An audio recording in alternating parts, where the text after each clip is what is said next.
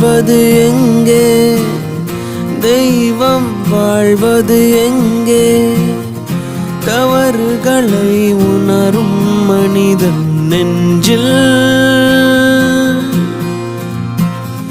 காதலினால் மூடிவிட்ட கண்கள் இன்று திறக்கிறது.